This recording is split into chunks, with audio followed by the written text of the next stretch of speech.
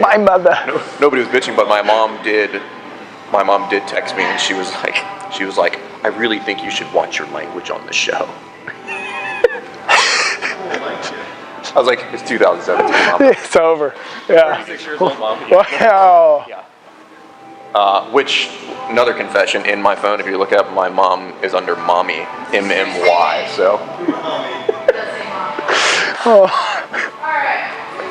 That's awesome. Yeah, whatever, man. I'm own it, dude.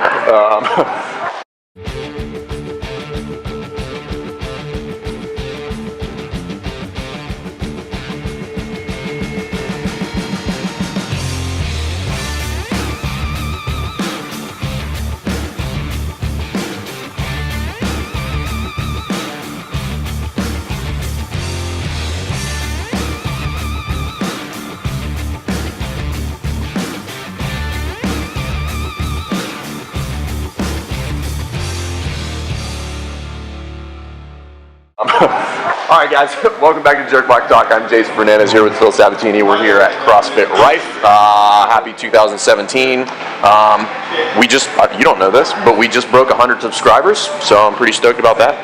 Wait, why don't I know this? I don't know, because you probably don't subscribe to the fucking show, so the problem is 97 of them are probably my mom, who's under 97 different emails, trying to make me feel good about it. But anyway, cool. Hope you guys are getting the year kicked off to a good start.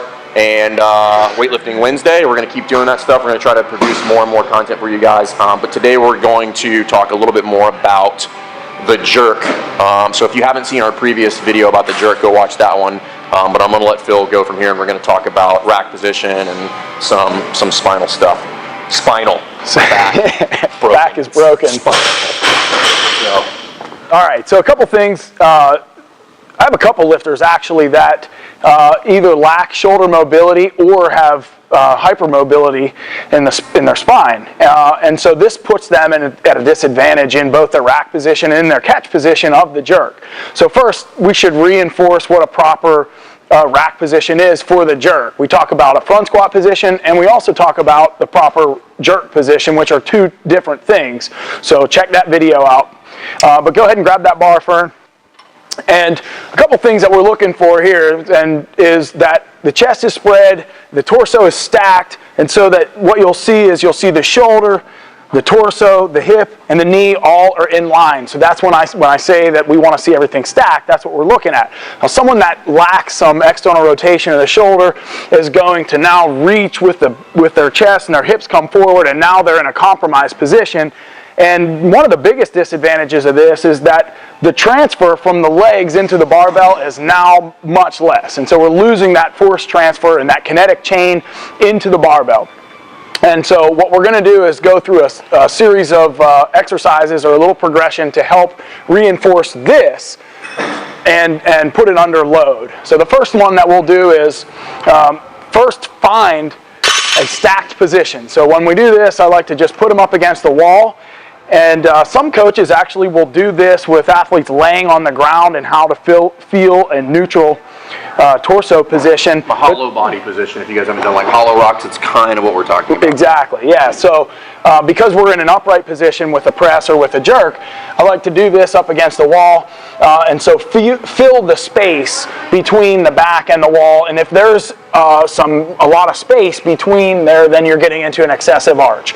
All right, so you want to feel the wall. Now it gives you a little bit of feedback so that you have a neutral torso position. And once that's found, now we're going to load this with dumbbells and do an overhead press with dumbbells. All right, so stack it, get that feedback against the wall, and then we're going straight overhead with this.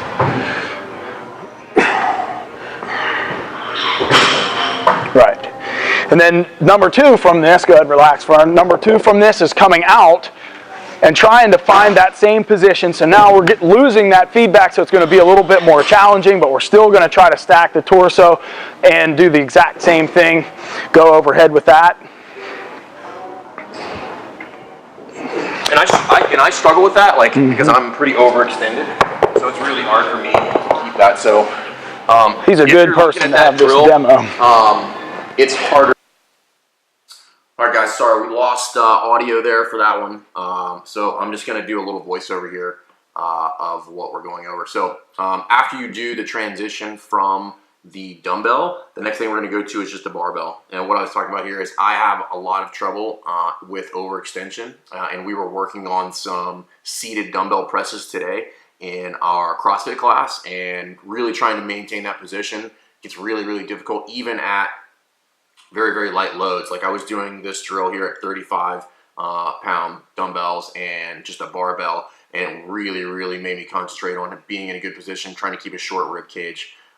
Big thing you want to concentrate on here is making sure that you're neutral and making sure that the elbows are down and not up in this kind of front squat rack position, because you don't get the luxury of having that dip drive and then getting to use the hips to kind of give you that little jump start on getting the elbows underneath the bar. So you got to start in that position. Once you get away from the barbell, there's some other kind of accessory movements that you can do, and it's just holding some good planks. But really what you want to do is make sure that you're holding a good position, not sagging. You guys notice I have a pretty aggressive kind of kyphotic spine there at the top. So that's something I'm trying to work on all the time.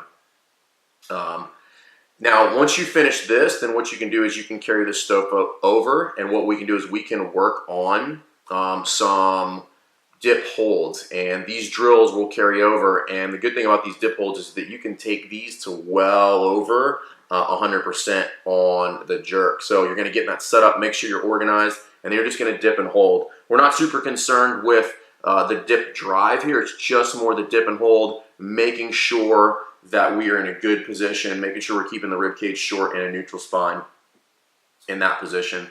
So one of the big things that these drills are good for is that we can really, really concentrate on what Phil's talking about here, is making sure that we're organized in the middle, because a lot of times what we see is that whether we're squatting or the jerk overhead or we're getting ready to do a push press, is we see a lot of athletes who get overextended. So in CrossFit, you see this a little bit more often. We spend so much time trying to get into extension that a lot of times we'll have athletes that will just default to overextension in this position, vice just kind of getting into a neutral position. So if you notice, I'm kind of overextended here where I want to be short, and we'll see this a lot as well when we have squatters. But it's really, really hard to go into overextension when you do these seated drills. It almost feels really, really odd to do it where we're not from a standing position.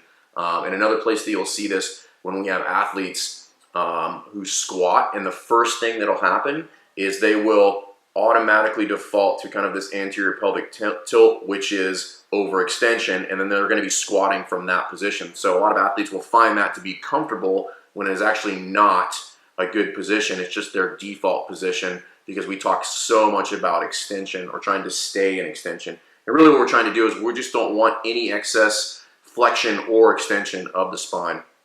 You guys can use these drills for this isn't just weightlifting. This is really, really good carryover for both CrossFit and weightlifting. A lot of pulling. Everything that we do for the most part requires a neutral spine. You can throw these drills in your warm-ups for class. If you have weightlifters, you can throw this stuff in your accessory work, in your programming. But either way, guys, if you like this content, please subscribe to the YouTube channel. And sorry about the audio. See you next time. Thanks.